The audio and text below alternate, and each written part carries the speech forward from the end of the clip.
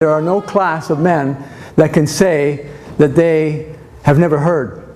Because you can take somebody who lives in New Guinea somewhere, who's never heard the missionary come and tell him the story of Jesus dying on the cross. He still has the creation before him.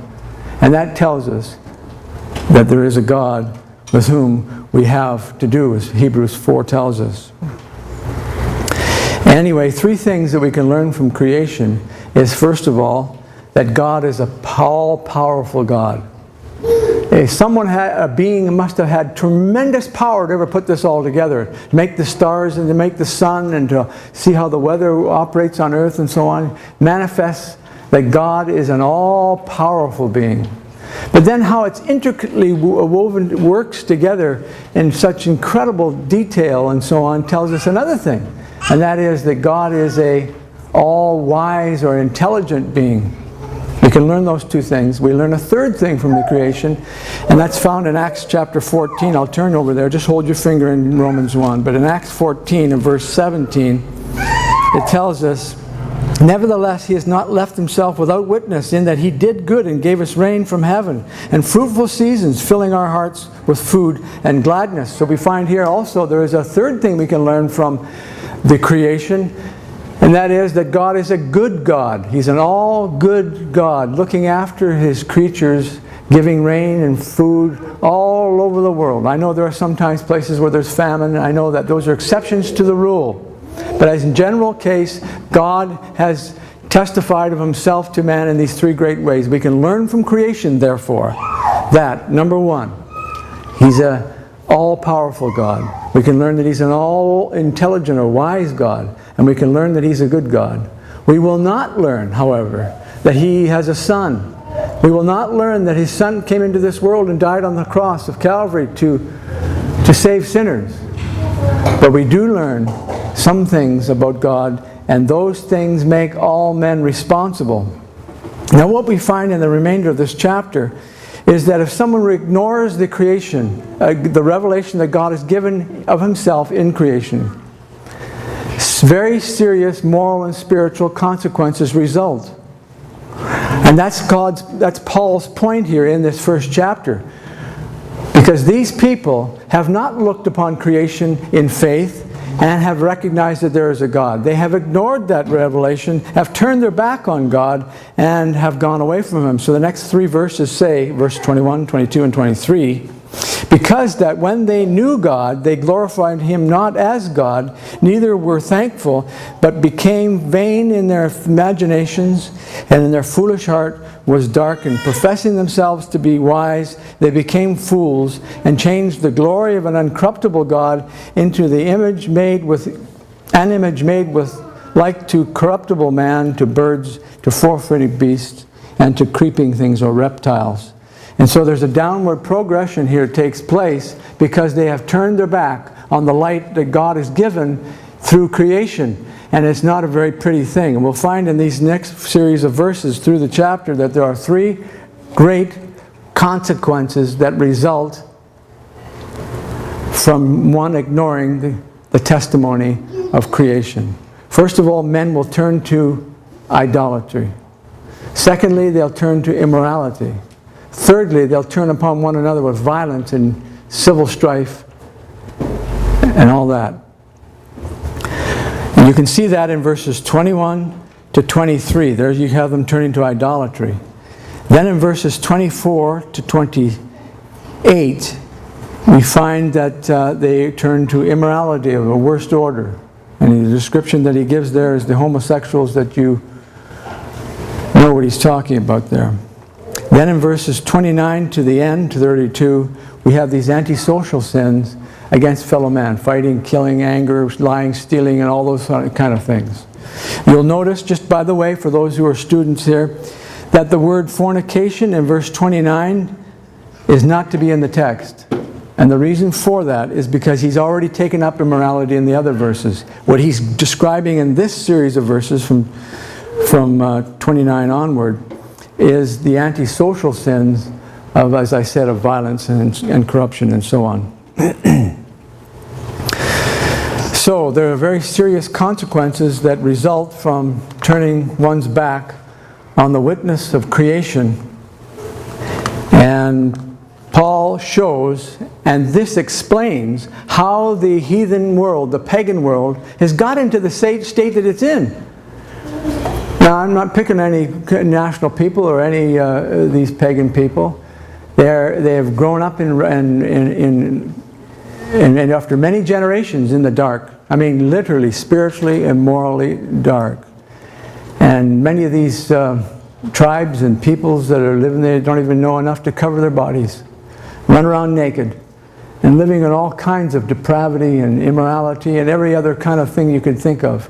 How did they get into that state, you say? Because somewhere way back, there was, when they had some knowledge of God through creation and some nearness to God, they ignored willfully that knowledge. And turning away, it led them to this kind of a thing. And it's often been said, sin will take you farther than you want to go. And it will leave you and keep you longer than you want to be. I don't think any of the people from way back in history, when they turned their back and ignored God in creation, would have ever had any idea that their posterity would end up in this kind of a thing. But that's the power of sin. And he's going to show us that there is a greater power in the gospel that will bring forth salvation to men and deliver them from the power of every kind of sin that a person could ever come into. So there's a progression here. I'll just read it off to you. It's sevenfold. They refused to honor God as God. Secondly, they were unthankful of God's goodness. Thirdly, they began to speculate about God and fell into all kinds of folly. Thirdly, they lost the little knowledge that they had of God, and their foolish heart was darkened. And then fifth, their hearts were lifted up in pride, professing themselves to be wise. And then sixth, they became insensible. That is, it says they became fools.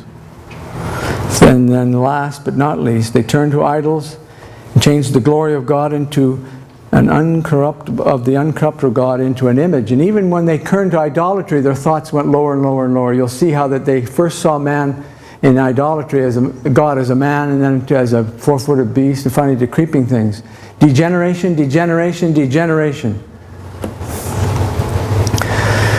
And so what we find in verses 24 to 27, as I've said, is the immorality that has overtaken the heathen world. And it's come into the Christian profession, but that's not the subject here. And what we find is that it came as a result of them turning away. It's a consequence. God gave them up. And He gave them up body, soul, and spirit. You'll read it 3 times. God gave them up. But each time it's in connection with a different part of their being. You know, man is a tripart being. Body, soul, and spirit. And He gave them up in all these 3 different ways to work all kinds of unrighteousness and sin.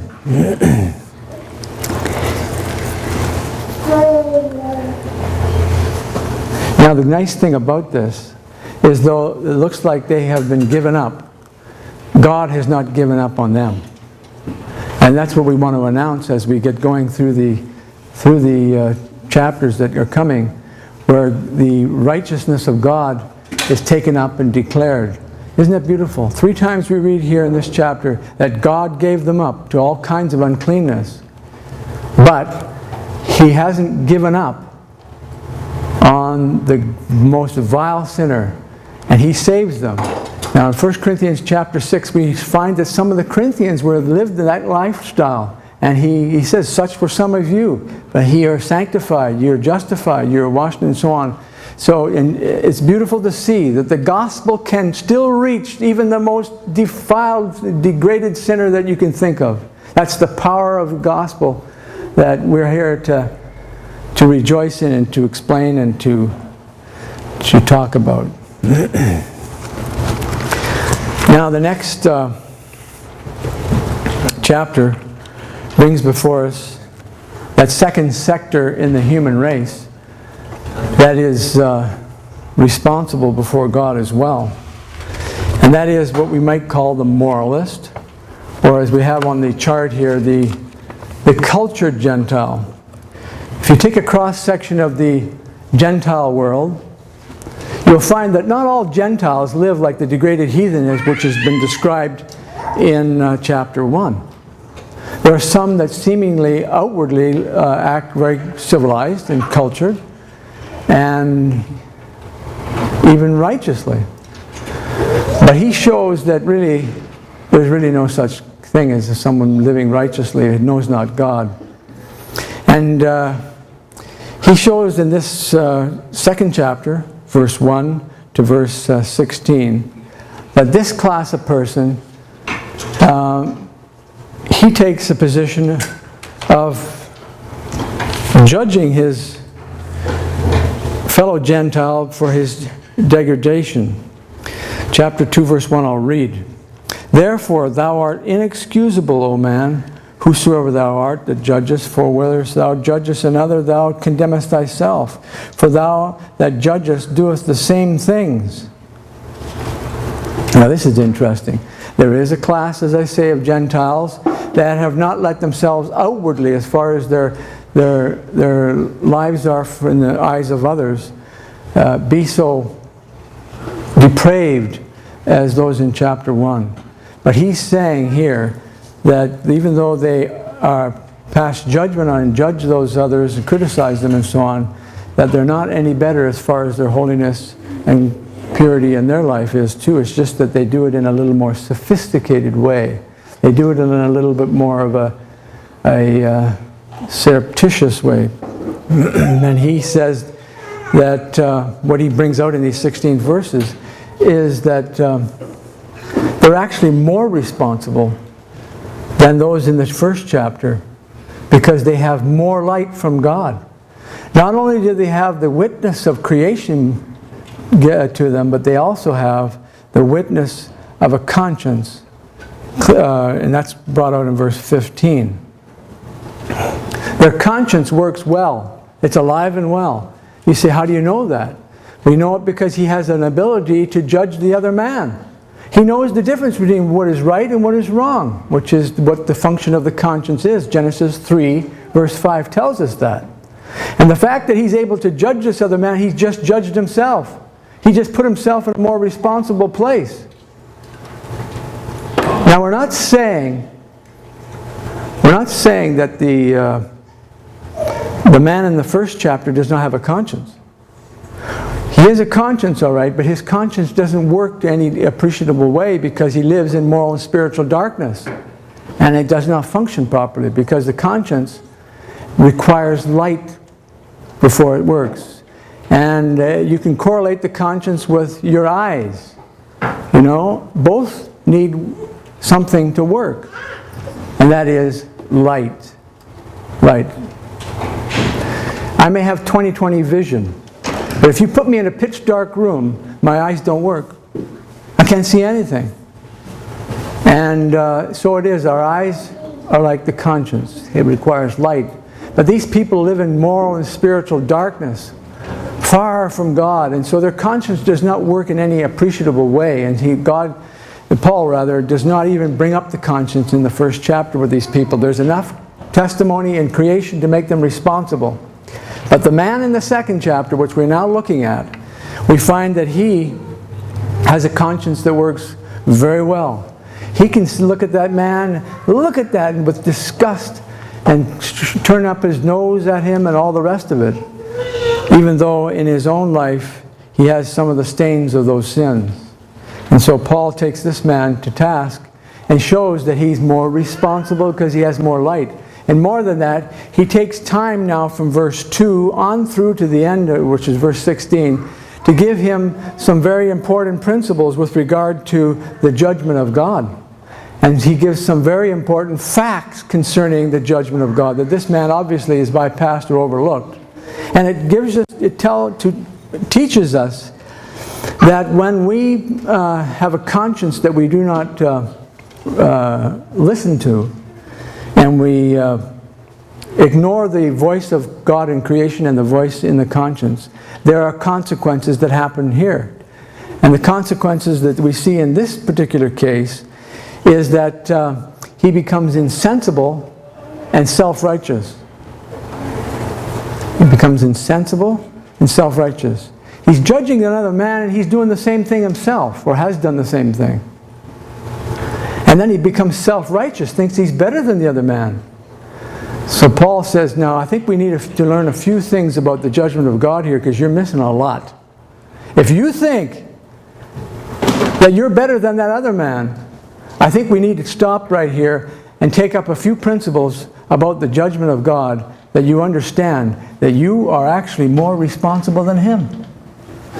So it's a very solemn and a very, very searching series of things that he brings up, extending from the 2nd verse to 16, and we'll look at them. First of all, God's judgment is according to truth. That is, according to the truth of God's holy person, his holy nature.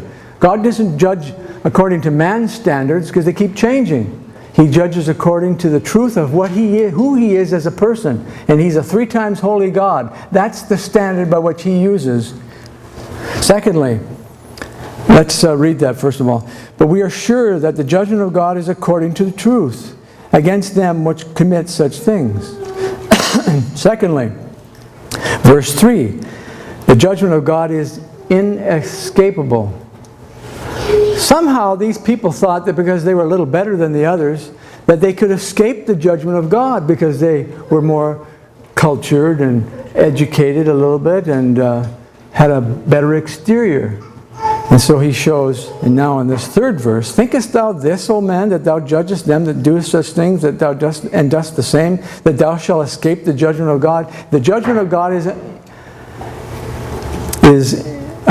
inescapable.